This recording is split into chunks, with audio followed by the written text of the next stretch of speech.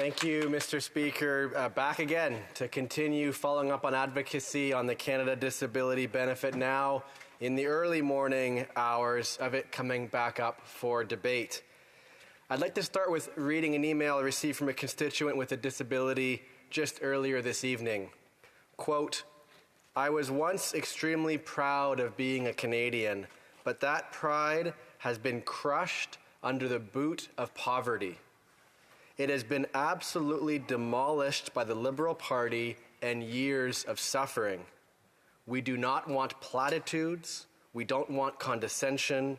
We don't want empty promises or assurances that we just have to be patient. People have died, people are dying, and they still don't show any care in the world for our well-being. For my part, I'll reiterate what I've said in this House before. If the governing party were serious, they would have done what they did with childcare when they were serious.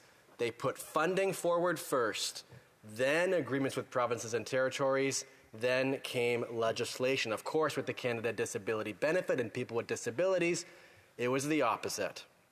All that being said, this is still a milestone we're at today. C-22, the Canada Disability Benefit Act, will finally be back up for debate, having come back from the Senate, and it's my hope that parties will agree to support unanimous consent for it to move forward more quickly. We are going to need to continue to push, though, still. First of all, for the amendments from the Senate to be supported, including one that would prioritize people with disabilities ahead of the insurance industry. The government's response to this amendment should be public shortly after I finish this speech. We need to continue to push for strong regulations once C-22 passes into law, hopefully within a matter of days, that will make most of the decisions about the benefit. And we're going to have to continue to push for this government to budget the benefit, which they have yet to do. And so with my remaining time tonight, Mr. Speaker, I just want to thank the people and organizations that got us to this point, because any progress made on the Canada Disability Benefit is because of them. First, federal organizations like Disability Without Poverty, people like Rabia, Michelle, Claire, Sabrina, and Al, and the rest of their team. March of Dimes, Amanda, Victoria, and their team. Inclusion Canada, Jeff Ferguson, and the rest of their team. The MS Society, their strong advocacy from Julie Kellendorfer and others. Stopgap Ottawa, Kenzie McCurdy, Citizens for Public Justice, Natalie Appleseed, Accessibility for Ontarians with Disabilities Act Alliance, David Lepofsky, Lead Now, Ellen, Jesse, and Shanaz, Spinal Cord Injury Canada, Bill Adair, Planned Lifetime Advocacy Network, Rebecca Pauls, Canadian National Institute for the Blind, La Société Québécoise de la Déficience Intellectuelle, Samuel Rago, Michael Prince, and Vincent Calderhead, all pushed amongst so many others. In my community, Extend a Family, Al Mills and their team, KW Accessibility, Edward, Ron and team, Bridges to Belonging, Donna Marie Dunk, Independent Living Waterloo Region, Janet and Sherry, and others. The Social Development Center of Waterloo Region, Alex Petrovic, Christian Horizons, Janet and Dave and team, and people with disabilities in my community and their allies, like Michael K., Alex Y., Mike Ashkewi, Rebecca Munsey, Marina Wahab, Ann Jensen, and Lorna Aberdeen. We're here because of all of you. The Honourable Parliamentary Secretary to the Minister of Employment. Well, thank you, Mr. Speaker, and thank you to the member for Kitchener Centre for his question, his continued advocacy on behalf of Canadians with disabilities. All of us are working hard and working together to make sure that we restore that pride that the member had mentioned, and also restore the financial security for Canadians with disabilities. I'd like to especially acknowledge the work and advocacy of the Honourable Minister of Employment, Workforce Development and Disability Inclusion. The Minister has been working tirelessly throughout her career to promote the rights of persons with disabilities. And I assure my colleague that we share his sense of urgency in seeing Bill C-22 passed into law. We are doing everything we can to ensure it is passed before summer recess, and we are working with all parties to get it done.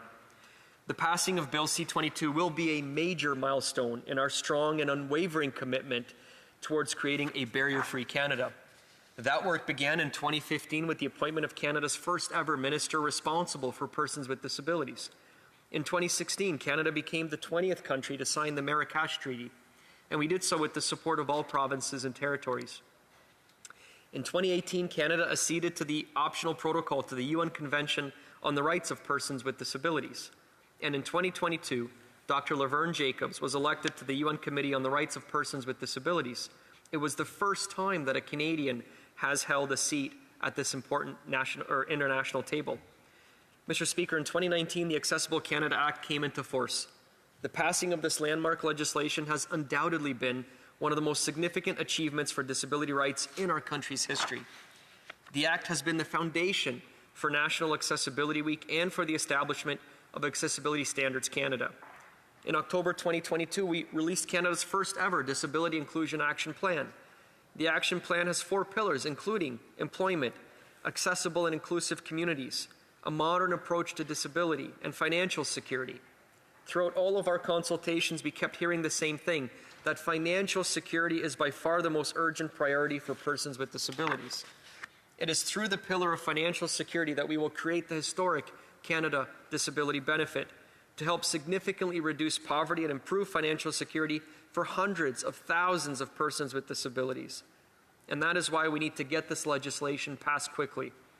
Mr. Speaker, I would once again like to thank the member opposite for his question, his continued advocacy, and his teamwork. Thank you. The honourable member for Kitchener Centre. Thank you, Mr. Speaker. I appreciate those words from the Parliamentary Secretary and his advocacy within the governing party caucus, as well as the minister's work to get us to this point. But let's be clear. The words he shared was that we would do everything we can to move as quickly as possible. Well, the way to do that is to ratify every single one of the Senate amendments, get it passed here so it doesn't have to go back to the other place again.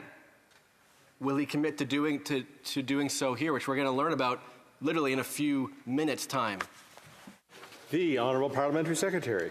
Mr. Speaker, again, the passing of Bill C-22 will be a major milestone in our strong and unwavering commitment towards creating a barrier-free Canada. I assure the member for Kitchener Centre that we share his sense of urgency in seeing Bill C-22 passed into law. We are doing everything we possibly can to ensure Bill C-22 is passed before summer recess.